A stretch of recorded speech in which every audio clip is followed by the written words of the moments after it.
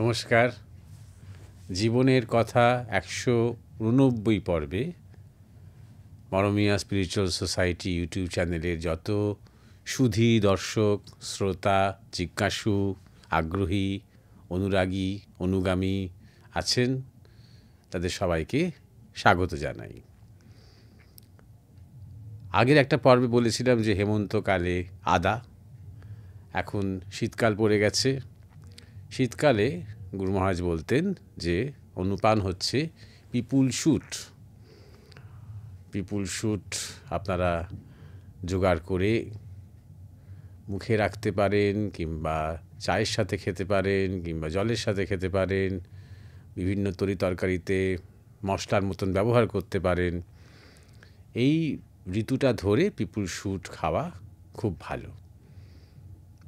দশহারার দোকানে আপনারা সাধারণত পাবেন, আর যারা একটু গ্রামের দিকে থাকেন সর্বত্র পিপুলের গাছ দেখতে পাওয়া যায়। এবারে আমরা আজকে প্রথম জিজ্ঞাসা নিয়ে শুরু করি। প্রথম জিজ্ঞাসা করেছে অনুসুয়া তলাপাত্র। তোমার কথা হচ্ছে, যুগে যুগে ভারতে ঈশ্বরের প্রতিভূরূপে এসেছে অনেকে, এমনকি গত শতাব্দীতে আমরা রামকৃষ্ণ, বিবেকানন্দ, অরবিন্দ প্রমুখকে পেয়েছি, যারা ভবিষ্যতের স্বপ্ন দেখিয়েছেন, অথচ তাদের কথা সত্য হয়নি কেন? অনুসুয়া, ইংরেজিতে একটা কথা আছে, সুইপিং জেনারেলাইজেশন। সুইপিং কথাটা এসেছে ঝাড় দেওয়া থেকে। অর্থাৎ এত বিরাট এক আমাদের ইতিহাস, সভ্যতার ইতিহাস, সেটা যদি ভুলেও যাই, গত 110 বছরের যে বিরাট ইতিহাস, সেই ইতিহাসে এক কথায় তুমি ঝাঁটা মেরে দিলে একদম, বলে যে এই রকম মহাপুরুষেরা এসে এত কথা বলে গেছেন, তাদের কোনো কথা সত্য হয়নি। প্রথম কথা হচ্ছে যে তুমি কোনো উদাহরণ দাওনি, তাই না? যখন তুমি 3জন মহাপুরুষের নাম করলে, তখন তোমায় বলতে হবে যে শ্রীরামকৃষ্ণের ক্ষেত্রে অন্তত 2টো কি 3টে উদাহরণ তিনি ভবিষ্যতের স্বপ্ন দেখিয়েছেন, সেগুলো সত্যি হয়নি। বিবেকানন্দের ক্ষেত্রে 2টো কি 3টে উদাহরণ, শ্রী অরবিন্দের ক্ষেত্রে 2টো কি 3টে উদাহরণ দিয়ে অন্তত তুমি তোমার পয়েন্টটাকে স্থাপন করো। না হলে সেই অল্পবিদ্যা ভয়ঙ্করীর মতন তুমি সব জানতা একটা ভাব নিয়ে তুমি জেনারেলাইজেশন করে বলছো যে তাদের মানে স্বপ্ন দেখানো ভবিষ্যৎ সত্যি হয়নি। প্রথম কথা একটা জিনিস জেনে রাখো, যে যারা জ্ঞানী হন, যারা মহাপুরুষ হন, তারা স্বপ্ন দেখেন না। তোমার আমার মতন সাধারণ মানুষ নানা রকমের বিষয়ের মধ্যে ডুবে আছি, বাসনার মধ্যে ডুবে আছি, ভয়ের মধ্যে আছি, আতঙ্কের মধ্যে আছি, পূর্ব জন্মের অনেক সংস্কার আমাদের মনের মধ্যে গিজগিজ করছে। আমরা স্বপ্ন দেখি, ভবিষ্যতের অনেক আকাঙ্ক্ষা রয়েছে, অনেক পূরণ না হওয়া অনেক বাসনা রয়েছে। আমাদের স্বপ্ন দেখার বহুবিধ কারণ আছে। জ্ঞানীরা অতীত এবং ভবিষ্যৎ নিয়ে পড়ে থাকেন না, তারা চিরবর্তমান, তারা নিত্য জ্ঞানী, তারা স্বপ্ন দেখান না, স্বপ্ন দেখেনও না, স্বপ্ন দেখান না। তাদের ক্ষেত্রে কী হয় বলো তো? তারা ত্রিকাল দ্রষ্টা। খুব চেষ্টা করে তারা অতীত জানার চেষ্টা করেন না, খুব শক্তি ক্ষয় করে তারা ভবিষ্যৎ জানার চেষ্টা করেন না। অটোমেটিক্যালি যখন তারা এই বর্তমানের গভীরে একদম সেই নিত্য স্থিতি স্পর্শ করেন, তাদের কাছে ভূত এবং ভবিষ্যৎ একাকার হয়ে যায়। সুতরাং তারা ভবিষ্যৎ দ্রষ্টা হন, স্বপ্ন দেখান না। তারা কখনো কখনো যা দেখছেন ভবিষ্যতে, সেইটাকে ব্যক্ত করেন মানুষের কাছে। কথাটা বুঝতে পেরেছ? আর যে ভবিষ্যৎটা কথা তারা বলছেন, বিশেষ করে যে পজিটিভ দিকগুলো তারা বলছেন, সেই দিকগুলোর সাথে কিন্তু তাদের নিজেদের একটা যোগ আছে। ধরো, স্বামী বিবেকানন্দ যখন আগামী ভারতবর্ষ নিয়ে ইতিবাচক কথা বলছেন, ধরো যেটাকে তুমি বলছো ভবিষ্যতের স্বপ্ন দেখানো, যখন ইতিবাচক কথা বলছেন, তখন সেই ইতিবাচক দিকে ওনারও একটা ভূমিকা আছে। উনি আছেন বলেই ইতিবাচক। বুঝতে পেরেছ? সুতরাং আরও অনেক সূক্ষ্ম বুদ্ধি দিয়ে এই জায়গাটাকে বুঝতে হবে। মহাপুরুষের সংকল্প বা মহাপুরুষের যে ভবিষ্যৎ দর্শন, সেটাকে কিছুটা বিশ্বাস করার কথা হবে না, সেটা কিছু অনুভব করতে গেলে না তোমাকে নিজেকেও একটু সাধক হতে হবে, বা তোমার ক্ষেত্রে সাধিকা হতে হবে। তুমি নিজে দিয়ে খুব নেগেটিভ হয়ে থাকো, তোমার নিজের দিনগুলো হয়তো ভালো যাচ্ছে না, তোমার চারপাশের লোকজন তোমার মনে হচ্ছে কথা রাখছে না, প্রতিশ্রুতি পালন করছে না, তখন তোমার নিজের ভালো না থাকাটা তখন তুমি সবার উপরে চাপাতে আরম্ভ করো, মা বাবা মাস্টার মশাই থেকে শুরু করে আমাদের মহাপুরুষ পর্যন্ত সবার উপরে। আর নিজে একটু ভালো থাকলে, নিজে একটা খোঁজের মধ্যে থাকলে, নিজের মধ্যে এই সূক্ষ্ম বৃত্তিগুলো জাগতে আরম্ভ করলে, তখন কিন্তু আমরা মহাপুরুষরা যে কথাটা বলে গেছেন বা যে কথাগুলো বলে গেছেন তার স্পন্দনটা আমাদের নিজেদের জীবনে এবং চারপাশে একটু একটু অনুভব করতে পারি। তাই নিয়ে ঝাঁটাটা তোলার আগে না, আগে একটু অন্তর্মুখী হও। আর আমাকে যখন জিজ্ঞাসা করবে তখন একটুখানি হোমওয়ার্ক করো, একটুখানি দেখো যে ঠাকুর রামকৃষ্ণের কোন কোন কথা মেলেনি, বিবেকানন্দের কোন কোন কথা মেলেনি, অরবিন্দের কোন কোন কথা মেলেনি, যেহেতু তুমি তিনজনের নাম করেছো। তারপরে সেটা নিয়ে আমরা একটু আলোচনা করতে পারবো, স্পেসিফিক আলোচনা করতে পারবো। আজকে ধরো তুমি এই ইউটিউবে আমাদের হয়তো ফলো করেছো, হয়তো লক্ষ্য করে দেখেছো যেখানে জিজ্ঞাসা করা যায় তাই তুমি জিজ্ঞাসা করছো। এরকম অনেক চ্যানেল আছে ইউটিউবে, আধ্যাত্মিক চ্যানেল আছে। ইউটিউবে আধ্যাত্মিক চ্যানেল কেন আছে? রাজনৈতিক চ্যানেল কি, পর্নোগ্রাফির চ্যানেল কি, ব্যবসা বাণিজ্যের চ্যানেল কি, সেন্সেক্সের চ্যানেল কি, ডিজিটাল চ্যানেল, এত গুরুত্বপূর্ণ চ্যানেল থাকতে তার মধ্যে আবার আধ্যাত্মিক চ্যানেল কেন আছে? আর সমস্ত ভাষায় আধ্যাত্মিক চ্যানেলগুলো এত জনপ্রিয় কেন? ইংরেজি হোক, হিন্দি হোক, বাংলা হোক, তামিল হোক, পাঞ্জাবি হোক, গুজরাটি হোক, এমনকি বিদেশের ইংরেজি স্পিরিচুয়াল চ্যানেলগুলো এত বেশি, কয়েকটা চ্যানেল বেশ জনপ্রিয় কেন? এত স্পিরিচুয়ালিটি নিয়ে, আধ্যাত্মিকতা নিয়ে ফডকাস্ট হচ্ছে কেন? এত ভিউজ হচ্ছে কেন? কখনো ভেবে দেখেছো? স্বামী বিবেকানন্দ ছিলেন বলে, শ্রী অরবিন্দ ছিলেন বলে, রামকৃষ্ণ ছিলেন বলে তুমি আমি আজ যে মুখোমুখি হচ্ছি না, আমি যে তোমার নামটা বলতে পারছি, তোমার নাম অনুসুয়া, তুমি আমাকে জিজ্ঞাসা করতে পারছো, এবং আমরা বিবেকানন্দের কথা বলছি আজকে, তিনি শরীর ছাড়ার 123 বছর পরে। আমরা ঠাকুরের কথা বলছি আজকে, আমরা এখন অরবিন্দের কথা বলছি, তারা ছিলেন বলে। প্রথমে তুমি নিজেকে দিয়েই দেখো। এবার তোমার কথার উত্তরে, যেহেতু এই কথাটা তুমি তুলেছ, কথার উত্তরে বলি যে আমাকে অন্তত এরকম একটা উদাহরণ দাও যে ঠাকুর রামকৃষ্ণ কোথাটা কাউকে স্বপ্ন দেখিয়েছেন, মানে আজ থেকে 50 বছর পরে আমাদের দেশে এই হবে, বা আজ থেকে 200 বছর পরে পৃথিবীতে এই হবে তাই হবে, এরকম ধরনের খুব একটা স্বপ্ন দেখিয়েছেন বলে। তিনি ওভারঅল কোনো প্রেডিকশান করেছেন বা প্রফেসি করেছেন, এরকম একটা উদাহরণ তুমি ঠাকুরের সম্বন্ধে দেখাও। তিনি কিছু কিছু ক্ষেত্রে আগামীর কথা বলেছিলেন ব্যক্তিগত কাউকে ধরে, অনেক উদাহরণ আছে। তাহলে একটা নিজের উদাহরণ আমি বলছি। তিনি যখন অসুস্থ, সেই সময়তেই তার যে ছবিটা তোলা হয়েছিল, যেটা সবচেয়ে বিখ্যাত ছবি, যে তিনি এরকমভাবে বসে আছেন বাবু হয়ে একটু ভাবস্থ অবস্থায়, সেই যে ছবিটা, সেই ছবিটা দেওয়ালে টাঙানো ছিল, তাঁর ঘরের দেওয়ালে একজন এসে টাঙিয়ে দিয়েছিল। তিনি একদিন খাটের উপর উঠে বসে সারদা মাকে বললেন, ওই ছবিটার দিকে তাকিয়ে, এই ছবিটা এখন একদিন বহু ঘরে ঘরে ঘরে ঘরে পূজিত হবে। কথাটা মেলেনি? এটা একটা জেনারেল ভবিষ্যৎবাণী। তারপর আরও আমি উদাহরণ দিচ্ছি। তিনি নরেন্দ্রনাথকে লিখলেন, তখন তিনি কথা বলতে পারছেন না, গলায় ক্যান্সার, যে নরেন লোকশিক্ষে দেবে, অর্থাৎ নরেন্দ্রনাথ দত্ত প্রিচার হবেন, তিনি শিক্ষা দেবেন মানুষকে। নরেন্দ্রনাথ দত্ত সেখানে উপস্থিত ছিলেন। তিনি বললেন ওসব আমার দ্বারা হবে না।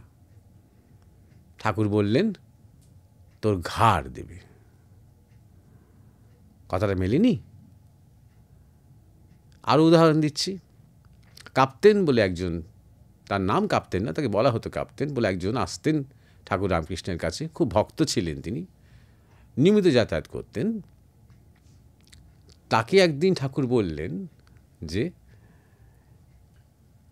এবার তুমি ভালো করে একটু ঈশ্বর চিন্তা করো, হ্যাঁ, এখন একটু ঈশ্বরের দিকে বেশি মন টন দাও। উদাহরণ মানে ইঙ্গিত দিলেন যে কর্ম থেকে এবার একটু বিরাম নাও, অন্তর্মুখী হও। ঠাকুর বুঝতে পেরেছিলেন উনি আর বেশি দিন বাঁচবেন না, ওই কাপ্তেন। তাই হলো, তার 2 মাসের মধ্যেই কাপ্তেনের দেহত্যাগ হলো। কথাগুলো মেলেনি? আরও একটা উদাহরণ দিচ্ছি। তার কাছে অনেক যুবক ছেলেরা আসতো এবং তাদের কার কি অবস্থা, তাদের সাধনায় তারা কে কেমন অবস্থায় আছে, ঠাকুর মাঝে মাঝে সেগুলো বলতেন। তিনি নিজে হয়তো কথা বলতে বলতে যখন ভাবস্থ অবস্থায় চলে যেতেন তখন বলতেন। তেমনি সেই সময় একজন আসতো যার নাম হচ্ছে নিত্য। এই নিত্যকে ঠাকুর খুব স্নেহ করতেন, কারণ সে খুব ধার্মিক প্রকৃতির ছেলে ছিল। ঠাকুর প্রশংসাও করতেন যে ও খুব সাধনা করে, ভালো অবস্থায় আছে, উঁচু থাকের ছেলে, এরকম করে বলতেন। সেই ভাবস্থ অবস্থায় একদিন তিনি যারা যারা ওখানে উপস্থিত ছিল তাদের প্রত্যেকে কে কেমন অবস্থায় আছে সেটা নিয়ে তিনি অল্প অল্প কথা বলছেন। না, নিত্যকে নিয়ে বলতে গিয়ে বললেন ও খুব উঁচু থাকের লোক, কিন্তু এখানকার নয়। এখানকার নয় বলতে ঠাকুর শরীর ছাড়ার পর তাঁর যে অনুগামীরা মিলে আগামীতে একটা রামকৃষ্ণ আন্দোলন গড়ে তুলতে আরম্ভ করবেন, তার মধ্যেই নিত্য থাকবেন না। নিত্যর অন্য গতি হবে, আধ্যাত্মিক জগতেই তিনি থাকবেন, তার নিজের সম্প্রদায় হবে, তার নিজের গোষ্ঠী হবে। ঠাকুর রামকৃষ্ণের যে আন্দোলন তার থেকে আলাদা। এগুলো কিন্তু অনেক পরে হবে। এই কথাগুলো মেলেনি? আর কি কথা আছে? আরও অনেক আছে, কিন্তু উদাহরণ দিতে গেলে তো শেষ হবে না, তাই না? 2 নম্বর, স্বামী বিবেকানন্দ। স্বামী বিবেকানন্দ যে ভবিষ্যতের স্বপ্ন দেখিয়েছেন বলছো, প্রথম কথা হচ্ছে যে আমি তো তোমাকে প্রমাণ করলাম যে তারা স্বপ্ন দেখেননি তাই দেখান না, কিন্তু দ্বিতীয় কথা হচ্ছে ঠিক কী স্বপ্ন তুমি দেখেছ। তোমার বোধহয় কোনো একটা পারফেক্ট ইউটোপিয়া মাথার মধ্যে কিছু একটা রয়েছে, যে ঠিক লোকের সাথে বিয়ে হবে, ঠিক সময়ে চাকরি হবে, এরকম ধরনের এই ধরনের স্বপ্ন দেখেছো কি? কী স্বপ্ন দেখেছ? যে ভারতবর্ষে জিডিপি একদিন আমেরিকাকে ছাপিয়ে যাবে, মানে ভারতবর্ষের উন্নতি বলতে এরকম ধরনের কোনো স্বপ্ন দেখেছো কি? এই জন্যই বলছে তোমার রিডিংটা কী, তোমার ইন্টারপ্রিটেশনটা কী? যদি স্বামীজি বলে থাকেন আজ থেকে 100 বছর পরে ভারত আবার জাগিবে, সেই জাগিবে মানে কি জিডিপি? সেই জাগিবে মানে কি number of engineers, number of doctors, number of professionals, number of scientist? এটাই তুমি মানে জাগার লক্ষণ বলছো? আমেরিকা কি খুব জাগ্রত? জাপান কি খুব জাগ্রত? তাহলে এত আত্মহত্যা কেন জাপানে? তাহলে আমেরিকাতে এত ড্রাগসের প্রবলেম কেন? এত বিভ্রান্তি কেন? মানুষ এত অসুখী কেন? তাহলে জাগরণটা তুমি কখন বুঝতে পারবে বলো তো? যখন তুমি নিজে একটু জাগবে। আমি পুনরাবৃত্তি করছি, স্বামীজির সময় ভারতবর্ষের সাথে 2001 ধরো, 2002 ধরো, স্বামী যখন শরীর ছাড়লেন, আর আজকের ভারতবর্ষের আকাশ এবং পাতাল পার্থক্য। তার কথা ফলছে না? আরও ফলবে, আরও ফলছে। তিনি বলেছেন আমি দেখিতে পাইতেছি শয় শয় বিবেকানন্দ তৈরি হয়েছে আমাদের দেশে, আমি আর কী বা করিতে পারিলাম, আমার থেকেও যোগ্যতর। এইরকম ধরনের কথা স্বামীজি বলছেন। এটা ফাঁকা বিনম্রতা নয়। এবার তুমি বলবে যে কোথায় সেই আরও শয় বিবেকানন্দ। যারা তৈরি হচ্ছে তা তোমার কাছে এসে বলবে, অনুসুয়াদি এই আমি সেই একজন 1,000-এর মধ্যে আমি একজন, তাকেও ছাপিয়ে গেছি, বুঝলে, এরকম বলবে। সেলফ অ্যাডভার্টিজমেন্ট করবে তিনি। তাই জন্যে বলছি যে ওরা মাপবার আগে, আর স্বামীজি সম্বন্ধে আর কি, আর ভবিষ্যৎবাণী কি, আরও অনেক আছে ভবিষ্যৎবাণী, কিন্তু ফলেনি কোনটা, মেলেনি কোনটা, অসত্য কোনটা, হতে পারে না অসত্য। কেন জানো? কারণ এদের জীবনে সত্যই হয়েছে প্রধান তপস্যা। ঠাকুর রামকৃষ্ণই বলো, স্বামী বিবেকানন্দই বলো, চিরজীবন সত্যের আঁকড়ে থেকেছেন একদম, সত্যকে ছাড়েননি। তাই এদের মুখের কথা মিথ্যা হওয়ার নয়। এমন কথা যদি তিনি বলে ফেলে থাকেন যেগুলো ডিভাইন প্ল্যানে ছিল না, ডিভাইন প্ল্যান সঙ্গে সঙ্গে সেগুলোকে অ্যাকসেপ্ট করবে, তিনি বলছেন বলে। প্রকৃতির বশ নন তারা, প্রকৃতির স্বামী, প্রকৃতির প্রভু। শ্রী অরবিন্দের কথায় আসি এবারে। শ্রী অরবিন্দেরও ধরো অনেক ভবিষ্যৎবাণী আছে, তার মধ্যে একটা উদাহরণ দিচ্ছি। তিনি বলেছিলেন যে ভারত স্বাধীন হবার পর 50 বছর India will be ruled by brown sahibs, খয়েরি রঙের সাহেব, যাদেরকে এখনকার ভাষায় বলা হয় ইন্টেলেকচুয়াল কুলিজ। এই কয়েনেজটা করেছেন রাজীব মালহোত্রা। কি বলতে চেয়েছেন শ্রী অরবিন্দ? যে ইংরেজরা চলে যাবে ঠিকই, কিন্তু রিমোট কন্ট্রোল ওদের হাতেই থাকবে, ওদেরই রিমোটে চলবে এখানে যা। অর্থাৎ মূলত উনি কংগ্রেসকে ইঙ্গিত করেছেন, যে কংগ্রেসের সাথে তিনি এতকাল যুক্ত ছিলেন এক সময় অরবিন্দ। তখন তিনি অরবিন্দ ঘোষ। অর্থাৎ যে কংগ্রেস তৈরি হয়েছিল ইংরেজদের দ্বারা, কংগ্রেসের প্রথম 3 জন প্রেসিডেন্ট ইংরেজ,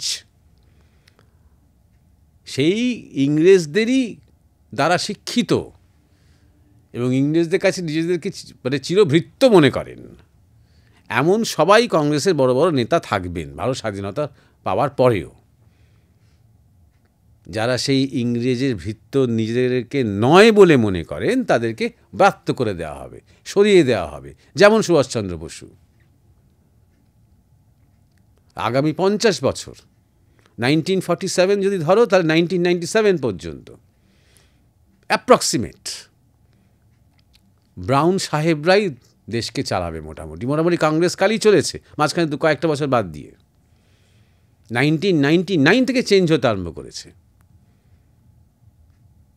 তারপরে ভারতের প্রকৃত স্বাধীনতা আসতে আরম্ভ করবে। এটা শ্রী অরবিন্দের একটা কথা। মেলেনি? মিলছে না? এখনও তো মিলছে, এখনও তো আমরা স্বাধীন হয়ে উঠছি।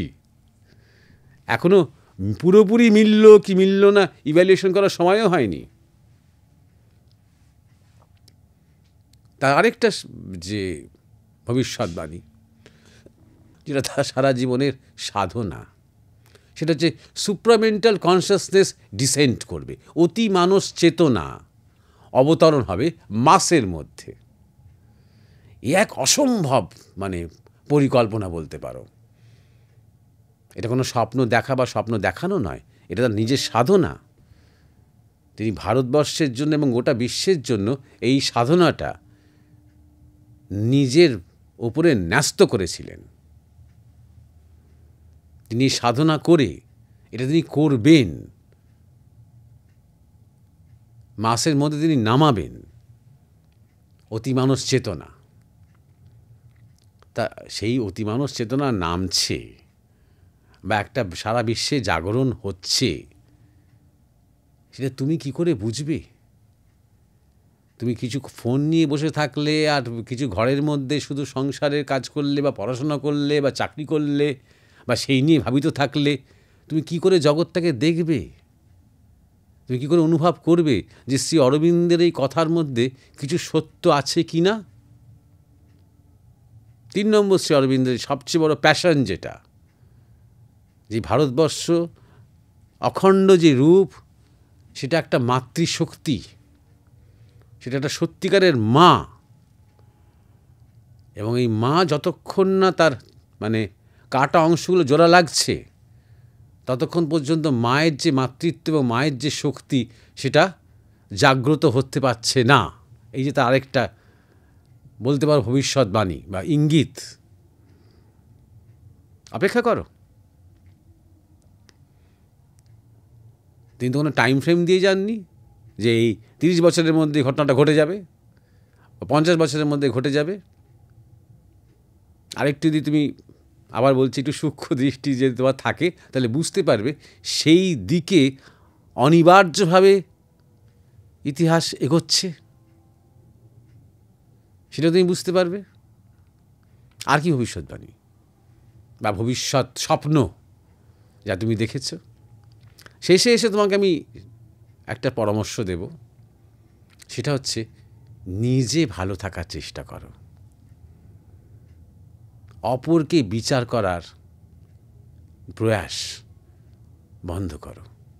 বিশেষ করে সে অপরজন যদি ঠাকুর রামকৃষ্ণ, বিবেকানন্দ, শ্রী অরবিন্দ, ভারতবর্ষের যুগ যুগ ধরে আসা যত অবতার মহাপুরুষ তাঁরা যদি হন, প্রথমেই নিজেকে প্রশ্ন করো, আমি অনুসূয়া তলাপাত্র, আমি কে এদেরকে বিচার করার? আমি কতটুকু জানি? আমি কতটুকু সাধনা করেছি? আমি কতটুকু অন্তর্মুখী হয়েছি? আমি কতটুকু ত্যাগ করেছি? কতটুকু আদর্শ নিয়ে চলেছি? আমি কে? এরকম একটা কথা বলার সময় শ্রদ্ধা রাখো। হয়তো তুমি দেখতে পাচ্ছ না তাদের কথা সত্য হচ্ছে কি মিথ্যা হচ্ছে, দেখতে পাচ্ছ না, সেটা স্বীকার করো। আমি তো কিছু বুঝতে পারছি না, এটা তুমি বলতে পারো।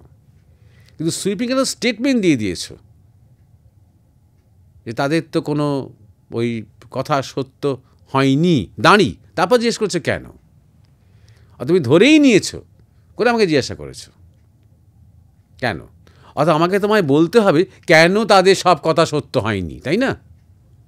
কিন্তু তোমার এই প্রেমিসটাই যে ভুল, তোমার এই স্টেটমেন্টটাই যে ভুল, এটা যখন তোমার প্রতীত হবে তখন তুমি বুঝবে যে আমি কতটা অনধিকার চর্চা করেছি,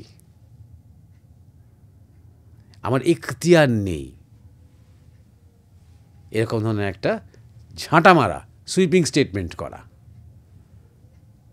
বরং তুমি নিজে ভালো থাকো। কীভাবে ভালো থাকবে? অন্তর্মুখী হও, নিজের মধ্যে নিজেকে খোঁজো।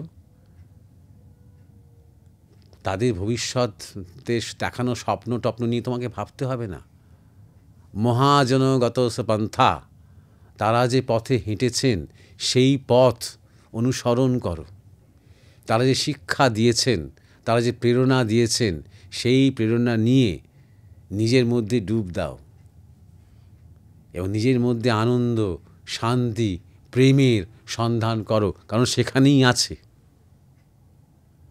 তাহলেই আস্তে আস্তে তাঁদের কৃপাতেই তুমি বুঝতে পারবে জগৎ কত পাল্টাচ্ছে। এটা ছিল প্রথম জিজ্ঞাসা। দ্বিতীয় জিজ্ঞাসা করেছে কার্তিক দে। প্রণাম মহারাজ, আপনার চরণে ভক্তিপূর্ণ প্রণাম জানাই। আমার নাম কার্তিক দে, নিবাস টিটাগড়। আমার একটা জিজ্ঞাসা আছে। উপনিষদে হিরণ্যগর্ভ বিষয়ক যে কথা আছে তার বিস্তারিত বিবরণ বিষয় জানালে উপকৃত হতাম। নমস্কার। হিরণ্যগর্ভ উপনিষদে উল্লেখের আগে ঋগ্বেদে উল্লেখ আছে।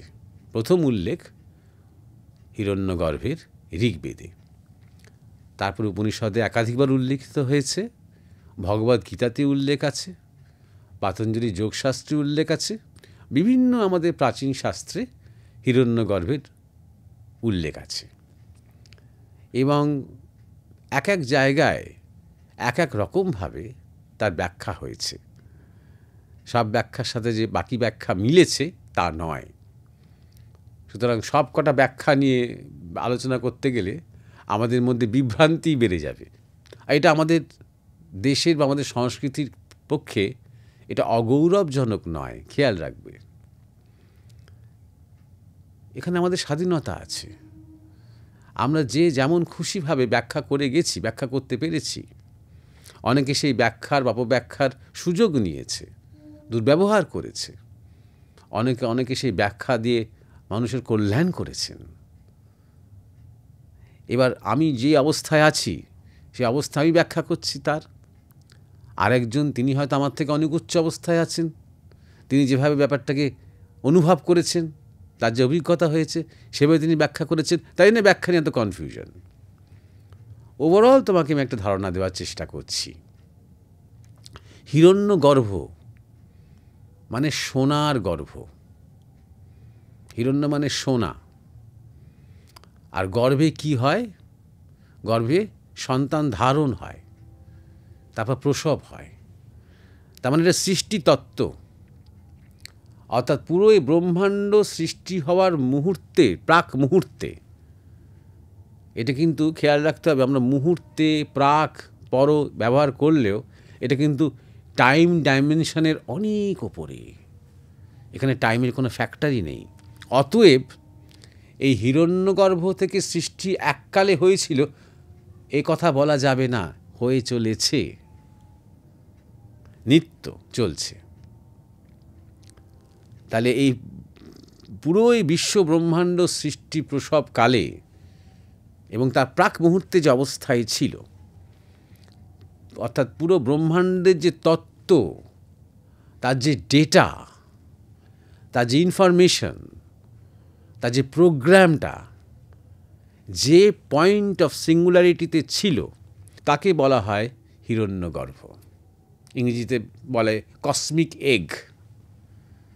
তাহলে এগ, তাহলে হাঁসের কিংবা মুরগির যেমন ডিম ফেটে বাচ্চা বেরোয়, তেমনি ওই পয়েন্ট অফ সিঙ্গুলারিটি থেকে যে বিস্ফোরণ হলো, বিস্ফার হলো, এটাকে বিগ ব্যাং বলছে জড়বিজ্ঞান। সেই বিগ ব্যাংয়ের প্রাক মুহূর্ত, প্রাক অবস্থা বলা যেতে পারে, সেইটাকে হিরণ্যগর্ভ বলা হয়। এখানেই শেষ নয়। পুরুষ ও প্রকৃতি তত্ত্ব যেখানে ইন্টারাকশন হতে আরম্ভ করলো, অর্থাৎ তুমি যদি হিরণ্যগর্ভের ছবিটা কল্পনা করো, যেটা সোনার রঙের, সোনালি গর্ভ, গোল্ডেন হিরণ্য, সোনার রঙের একটা ডিম্বাকৃতি আকার, তার মধ্যে যদি তুমি ইন এবং ইয়াংয়ের যে ছবিটা, অর্থাৎ পুরুষ প্রকৃতির তত্ত্বের ছবিটা, ইন্টারাকশন হচ্ছে, আর সেইখান থেকেই শুরু হয়ে যাচ্ছে বিস্তার। সেই মিলন এবং বিচ্ছেদ, সেখান থেকেই তোমার এই বিস্তার এবং সংকোচন, এই নিত্য চলছে। ওই অবস্থাকে বলে হিরণ্যগর্ভ। এটা যখন আমরা মহাবিশ্বের কনসেপ্ট যখন ভাবছি, তখন হয়তো তোমার মনে হচ্ছে অধরা, কিন্তু এই হিরণ্যগর্ভ তোমার মধ্যেও আছে, কারণ তোমার মধ্যে একই সৃষ্টিতত্ত্ব, একই প্রক্রিয়া আছে, চলছে নিত্য। ইনফ্যাক্ট আমরা যখন সূক্ষ্ম শরীর দর্শন করি, বা আমরা যখন নিজেদেরই সূক্ষ্ম অবস্থাটা প্রথম দেখি, তাকেই বলা হয় তার আকার সোনালি এবং ডিম্বাকৃতি।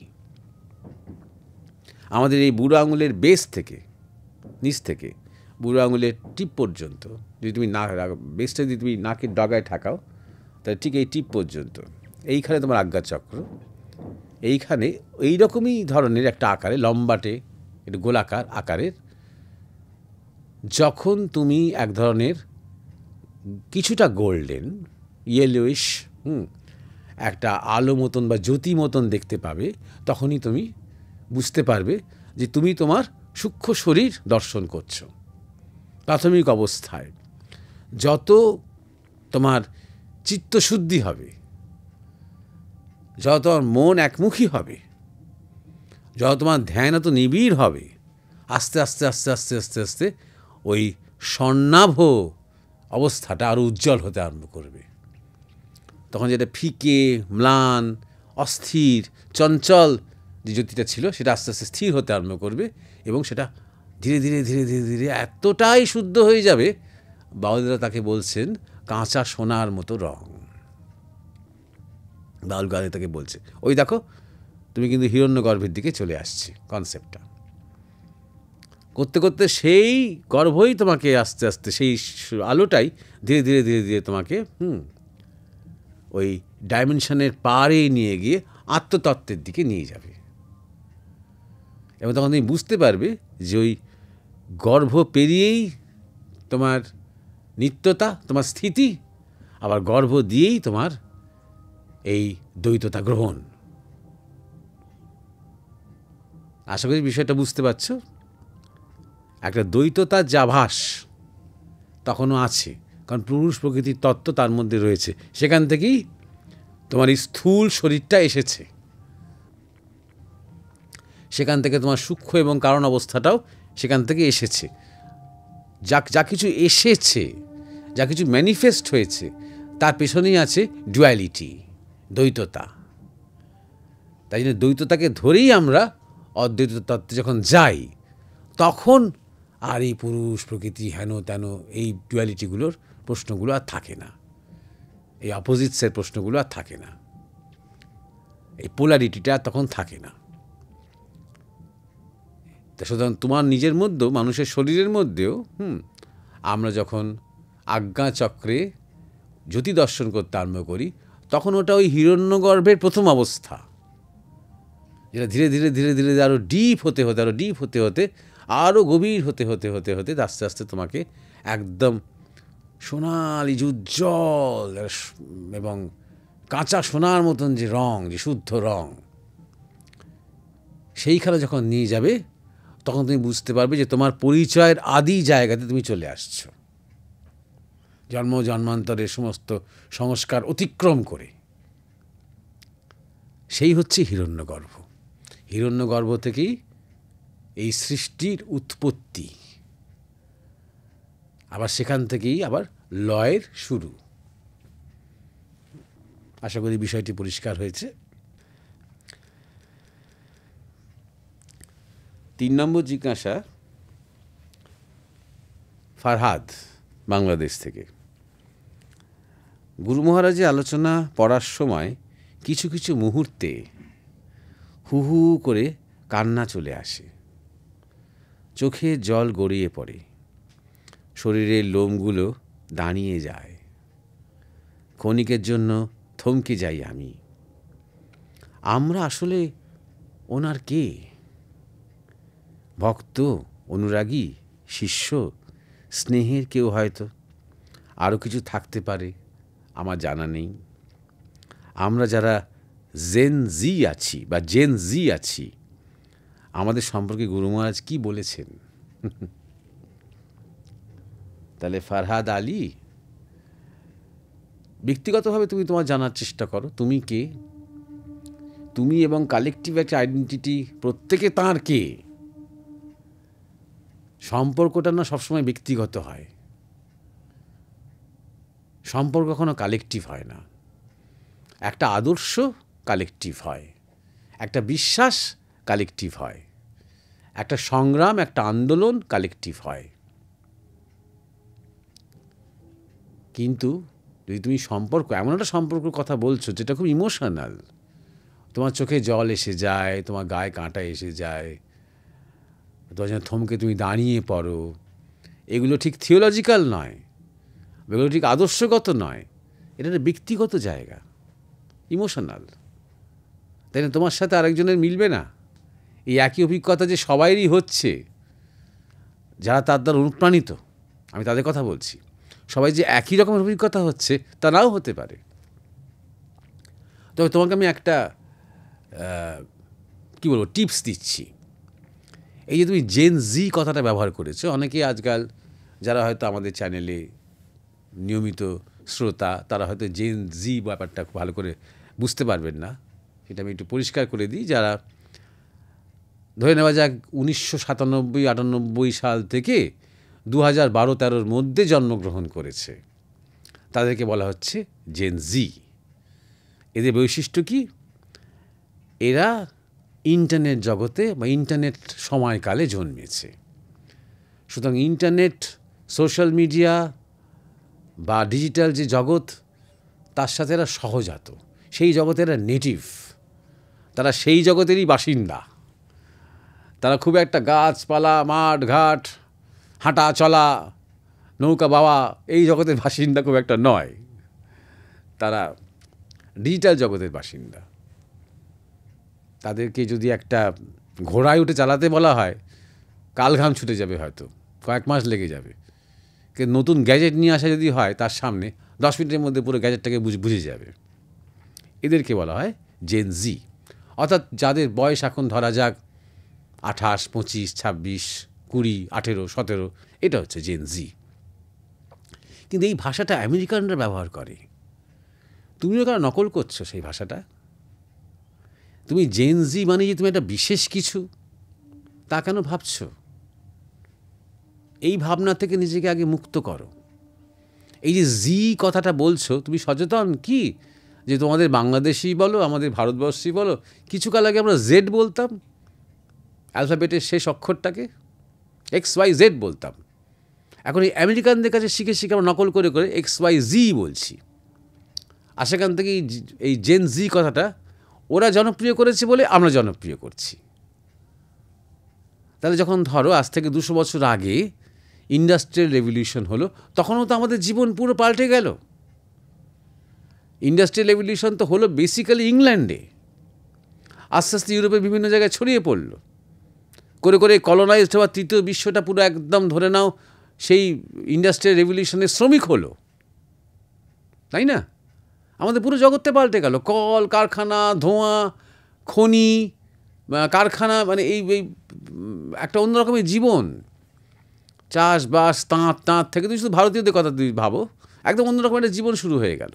যত ইন্ডাস্ট্রিয়ালাইজড হলো এই জগৎ, তত টাউন বাড়তে আরম্ভ করলো, শহর বাড়তে আরম্ভ করলো, তত আমাদের ভাষা খারাপ হতে আরম্ভ করলো। এখনও দেখা যায় কলকারখানার জায়গাতে মানুষের ভাষা খুব খারাপ, খুব মানে তারা কাঁচা ভাষায় কথা বলে বা খিস্তি দিয়ে কথা বলে। এগুলো তাদের জীবনযাপনের যে কাঠিন্য তার সাথে যুক্ত। তা তারা তো নিজেদেরকে একটা মানে কী বলবো, জেন আই জেনারেশন বলতো না, ইন্ডাস্ট্রির আই, তাই না? অনেক কিছু তাদের বাহ্যিক জগৎ অনেক কিছু পাল্টে গেল, কিন্তু মানুষের যেমন এগিয়ে চলে তেমন এগিয়ে চললো। তা এখন হঠাৎ নিজেদেরকে যে তুমি আলাদা করে দিচ্ছ না, যে আমরা জেন জি জেনারেশন, যেটা ওই জেন জি আমরা, বা এই কথা যখন বলছো ওই সাহেবদের নকল করে, তখন নিজেদেরকে কোথাও একটা তোমরা ক্যাটেগরাইজ করছো, একটা ব্র্যাকেটের মধ্যে ফেলছো। ওই সব ব্র্যাকেটের মধ্যে ফেলো না, ওগুলো তোমার আমার আসল পরিচয় নয়। নিজের আসল পরিচয়ের দিকে মনটা দাও। তুমি নিজে কতটা ডিজিটাল জগতের মধ্যে আছো, তুমি সেই ডিজিটাল জগৎটা কতটা তুমি ব্যবহার করছো কিছু ভালোর জন্য, কিছু শেখার জন্য, কিছু জানার জন্য, সেই দিকে মন দাও। সেটা তোমার আসল পরিচয়, নাকি সেইটাকে ইউজ করে তুমি ওয়েস্ট করছো নিজের সম্ভাবনাটাকে, তোমার প্রতিশ্রুতিটাকে তুমি একদম শেষ করে দিচ্ছ এই ডিজিটাল জগতের মধ্যে। কোনটা করছো তুমি, সেই দিকে মনটা দাও, ওটাই তোমার পরিচয়। তুমি ওই ডিজিটাল জগতের প্রোডাক্ট নও, তুমি জীবনের প্রোডাক্ট। তোমার শরীরটা এসেছে তোমার মা বাবার কাছ থেকে, কোনো কম্পিউটার থেকে বেরোয়নি। এবং তুমি জন্ম নিয়েছো তোমার পূর্বজন্মের সংস্কারের জন্য, কোনো কম্পিউটার প্রোগ্রাম থেকে নয়। অতএব এগুলো জাস্ট টুলস আমাদের বেঁচে থাকার। আগে কয়েক বছর আগে রেডিও ছিল, তারপর টেলিভিশন ছিল, এখন কম্পিউটার আছে, এখন হাতে ফোন আছে, আরও নানা রকম গ্যাজেট আছে, এইটাই আছে। কিন্তু এখন আমাদের হাত আছে, এখনও পা আছে, এখনও চোখ আছে, মন আছে, হৃদয় আছে, ভালোবাসা আছে, আনন্দ আছে, সবই আছে, বেদনাও আছে, দুঃখও আছে, সবই আছে। এগুলো জাস্ট টুলস। সুতরাং তুমি এই জেনারেশন বা জেন জি বলে তুমি এটা বিশেষ কিছু, বা তোমার কিছু বিশেষ বৈশিষ্ট্য আছে, এই উপাধি ত্যাগ করো। এবারে গুরু মহারাজের একটা কথা তো আমি অনেকবার বলেইছি, যে তিনি বলেছেন 1984, মানে আজ থেকে ধরে নাও প্রায় 40 বছর আগেকার কথা, অর্থাৎ 1984 থেকে যারা জন্মাচ্ছে তাদের মধ্যে অনেকেই প্লাস ওয়ার্ল্ড থেকে আসছে। প্লাস ওয়ার্ল্ড থেকে আসছে মানে কি? মানে উন্নত ডাইমেনশনস থেকে তারা আসছে। আরেক দিক দিয়ে বলা যেতে পারবে তারা ঠিক অ্যাসেন্ডিং নয়, তারা ডিসেন্ডিং। যেমন ধরো একটা প্রাইমারি স্কুলকে প্রচণ্ড অধঃপতন থেকে উদ্ধার করতে ধরে নাও যদি কিছু ইউনিভার্সিটির প্রফেসররা আসছেন হয়, বা হাই স্কুলের কিছু টিচার্স আসছেন প্রাইমারি স্কুলের টিচারদের যে দুর্নীতি বা তাদের ভালো করে পড়াতে না পারা বা তাদের ফাঁকিবাজ তারা, সেগুলো ঠিক করতে অনেকটা সেই রকম এইগুলোকে বলে ডিসেন্ডিং। সুতরাং ন্যাচারালি এই জেনারেশনের মধ্যে অনেক ছেলে মেয়ে এসেছে, যারা আমাদের সময় আমরা যেমন ছিলাম তার থেকে অনেক উন্নত, অনেক ইভলভড। সেখানে আমাদের কোনো বাহাদুরি নেই, কোনো কৃতিত্ব নেই, ঈশ্বরের ইচ্ছায়, ডিভাইন প্ল্যানই এটা আছে। এটা বারবার বলেছে এই কথাটা, এটা গুরু মহারাজ বলেছেন। 2 নম্বর কথা যেটা গুরু মহারাজ একদম ব্যক্তিগতভাবে একটা অন্যরকম মুডে আমাকে বলেছিলেন, যেগুলো বলেছিলেন আমি সেগুলোই তোমার সাথে শেয়ার করছি। বলেছিলেন যে এখন তো বুঝতে পারছিস না, মাঝে মাঝে তোদের মনুষ্য বুদ্ধি কাজ করে। অর্থাৎ তিনি ইঙ্গিত করছেন যে তিনি যে ঠিক মনুষ্য নন, তার মধ্যে যে একটা কী বলবো অবতারত্ব আছে, সেটা আমরা যেহেতু তার সাথে এত মেলামেশা করছি, এত পিতার মতন বন্ধুর মতন মিশছি, সবসময় আমাদের খেয়াল থাকছে না। কিন্তু আমার একটা সময় আসবে যখন প্রচুর ছেলে মেয়েরা তোদের কাছে আসবে আর কাঁদবে, বুক চাপড়ে চাপড়ে কাঁদবে, তারা আমাকে দেখেনি বলে। তারা পরে জন্মেছে, তারা দেখেনি বলে কাঁদবে।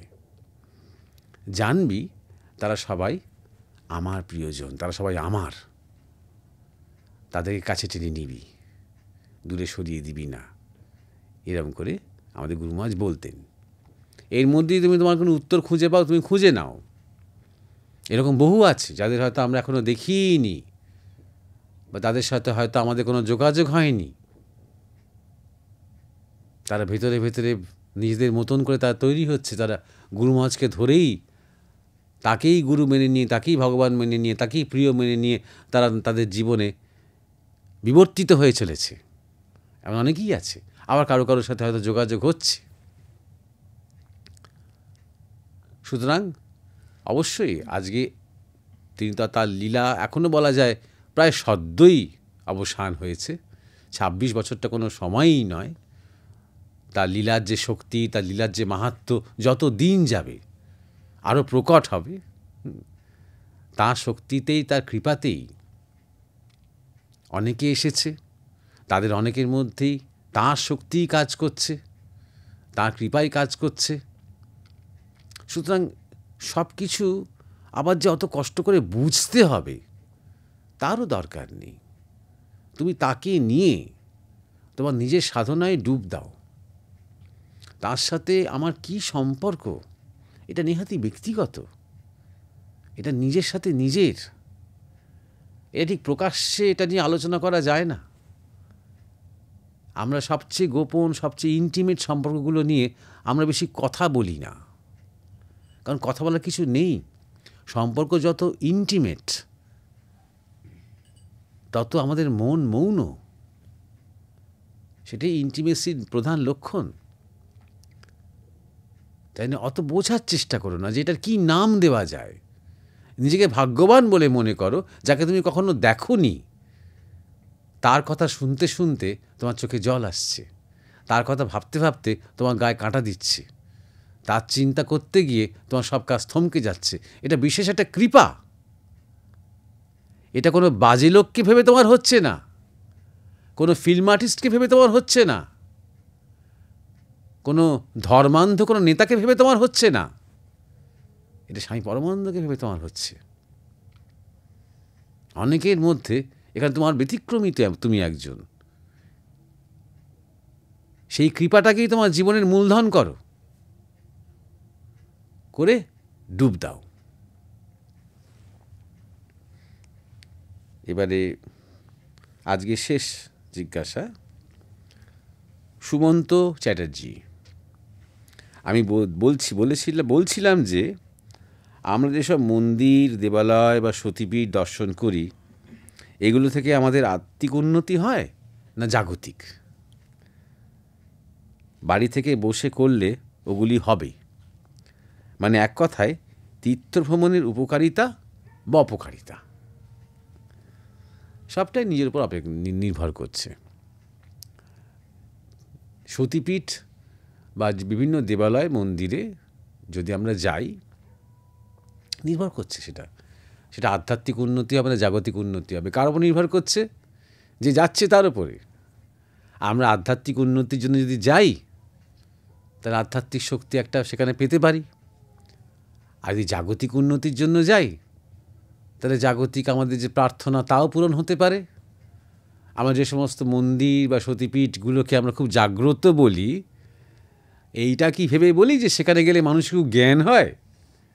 এইটা ভেবে বলি যে সেখানে গিয়ে যে যা প্রার্থনা করে, যে যা মানত করে তা পূরণ হয়? তাহলে জাগতিক, তার মানে কি মন্দিরগুলো জাগতিক? তা কিন্তু নয়। জাগতিক বাসনা নিয়ে বেশিরভাগ মানুষ সেখানে যায়। হয়তো কয়েক হাজারের মধ্যে হয়তো একজন বা দুজন যায় আধ্যাত্মিক একটা চাহিদা নিয়ে। ডিপেন্ড করছে, সুতরাং এটাই নির্ভর করছে যে মানে মানে কে যাচ্ছে, কেন যাচ্ছে, কি ভাব নিয়ে যাচ্ছে, প্রথম কথা। দ্বিতীয় কথাটা খুব গুরুত্বপূর্ণ কথা, একটু সবাইকেই বলা দরকার। সেটা হচ্ছে আমাদের ঘরে বসে আমরা ধ্যান জপ যে করি আর আমরা যে মন্দির টন্দিরে যাই, দুটো ঠিক মানে সমতুল্য নয়। মন্দির কখনো ধ্যান জপ করার জায়গা নয়। এটা সবার একটু মনে করা দরকার, বোঝা দরকার। মন্দিরটা এসেনশিয়ালি একটা কাজের জায়গা। ভারতবর্ষের কনসেপ্টটা ছিল টেম্পল টাউনস। মন্দিরকে কেন্দ্র করে নগর গড়ে উঠত, মন্দিরকে কেন্দ্র করে বাজার, পাঠশালা, দাতব্য চিকিৎসা, সালিসি সব কিছু মন্দিরকে কেন্দ্র করে হতো। কমিউনিটিটা পুরো জড়ো হতো মন্দিরে কোনো বিশেষ বিষয় নিয়ে অনুষ্ঠান করার জন্য বা আলোচনা করার জন্য। বছরে কয়েকবার সেই মন্দিরে যে বড় বড় পূজা হতো, সমস্ত গ্রাম বা সমস্ত নগর সেই জায়গাতে অংশগ্রহণ করত। সবাই সাহায্যে সেই অনুষ্ঠানগুলো হতো, সবাই তার প্রসাদ পেত। এটা তো কমিউনিটি সেন্টিমেন্টের ব্যাপার। তার সাথে আরেকটা কনসেপ্ট ছিল, যেগুলো অন্তত প্রাচীন সতীপীঠ বা দেবালয় বা মন্দির বা শিবস্থান, এরকম অনেক যত মন্দির যেগুলো প্রাচীন, সেগুলো এমনভাবে তৈরি করা হতো, এমন তার স্থাপত্য, এমনভাবে বিগ্রহকে রাখা হতো, এমন একটা অ্যাঙ্গেলে, এমন একটা বাস্তু মেনটেন করা হতো। এখনও এই সমস্ত ব্যাপারে কোনো কোনো মন্দির তৈরি করার সময় এখন এগুলো দেখা হয়। কোন মুখ হবে, কোন দিকে বিগ্রহ থাকবে, কতটা উঁচু হবে গর্ভগৃহ, এগুলো দেখা হয়। এমনভাবে করা হতো এবং এমনভাবে তার প্রথম প্রাণ প্রতিষ্ঠা করা হতো যে সেই মন্দিরটার মধ্যে, সেই গর্ভগৃহে, সেই বিগ্রহকে ঘিরে একটা এনার্জির সার্কুলার এক ধরনের সার্পেন্ট তৈরি হয়ে যেত। আর সার্কুলার এনার্জির একটা স্প্রিং বলা যেতে পারে। ওই এরিয়ার মধ্যে বসলেই একজন রিচার্জ হবে, এরকমভাবে। ঠিক যেমন আমাদের এয়ারপোর্টে বা স্টেশনে আমাদের ফোন রিচার্জ করার বিভিন্ন পয়েন্ট থাকে, সেই প্লাগ ইন করলেই কিছুক্ষণ দাঁড়িয়ে বা বসে বসে ওখানে ফোনটা রিচার্জ হয়ে যায়, 40% 50% রিচার্জ হয়ে যায়। ঠিক সেই রকম হাজার ব্যস্ততার মধ্যে সকালবেলাটা তাড়াহুড়ো করে দৌড়োদৌড়ি করে এক মন্দিরে চলে গেল মানুষ। মন্দির চলে গিয়ে একটা প্রণাম ঠুকলো, কিছু তো ফুল দিল বা ফল দিল, হ্যাঁ, একটুখানি 2 মিনিট বসে উঠে পড়লো। ওইটুকুই ভূমিকা। ওখানে বসে ধ্যান জপ করা নয়, ওখানে বসে প্রাণায়াম টানায়াম করে ডিটেইল একটা ধ্যান জপ করা, ওটা নিজের ঠাকুর ঘরে, ওটা নিজের জায়গায়, ওটা নির্জনে, ওটা ওখানে নয়। ওখানে জাস্ট রিচার্জ হওয়ার জায়গা। সেই রিচার্জিংটা জাগতিক, আধ্যাত্মিক, তুমি যাই ক্যাটেগরি দাও না কেন, রিচার্জিং। এবার সে একটা সুস্থ রিচার্জড মন নিয়ে এবং শরীর নিয়ে সারা দিনটা এবার সে কাটাবে। দরকার হলে সন্ধ্যাবেলা এসে আরেকবার নিজেকে রিচার্জ করে নেবে তার ক্লান্তিটা দূর করার জন্য। এইটা ছিল তার মানে এই এনার্জি অ্যাঙ্গেল। এই খুব খেয়াল রাখতে হবে যে এখানে শুভ অশুভের প্রশ্নটা কিন্তু আমাদেরকে একটু সরিয়ে রাখতে হবে। একটা বদ নেতাও সেও হয়তো ওই মন্দিরে দুবার করে আসে রিচার্জড হতে, খুব ভালো লোক হতে নয়, তার শক্তি যেন থাকে তার বদ কাজ করার জন্য। শক্তির উপাসনা, সেই শক্তি রিচার্জিং করে দিয়ে যান যারা ওই মন্দিরের তপস্বী, যারা সেই মন্দির প্রতিষ্ঠা করেছিলেন, বা যাদের তপস্যায় বা যাদের সাধনায় সেই মন্দির তৈরি হয়েছে। সুতরাং এই মন্দিরের স্থানগুলো প্রথমত বেসিক্যালি প্রাচীনকাল থেকে তপস্যা স্থান থেকেছে বলেই সেখানে মন্দির তৈরি হয়েছে। ওটা জায়গাগুলোর একটা বিশেষ ভাইব্রেশন আছে। তাই জন্য ঠাকুর রামকৃষ্ণ বলছেন যে পৃথিবীর সব জায়গাতেই জল পাওয়া যায়, মাটি খুঁড়লে সব জায়গাতেই জল পাওয়া যাবে, কিন্তু যেখানে পুকুর আছে, দিঘি আছে, নদী আছে, সেখানে তাড়াতাড়ি জলটা পাওয়া যায়। এই মন্দিরগুলো তাই, সর্বত্র ঈশ্বর আছেন, সব জায়গায়। তোমার ঠাকুর ঘরেও আছেন, তোমার শোয়ার ঘরেও আছেন, তোমার বাথরুম পায়খানাতেও আছেন ঈশ্বর। কিন্তু যখন তুমি মন্দিরে যাবে, কোনো উপাসনা স্থলে যাবে, কোনো দেবালয়ে যাবে, সেখানে ঈশ্বরের অনুভূতিটা বেশি হবে, কারণ সেখানে বিশ্বাস রয়েছে মানুষের, সেই বিশ্বাসের একটা শক্তি রয়েছে, এবং সেখানে তপস্যা হয়েছে।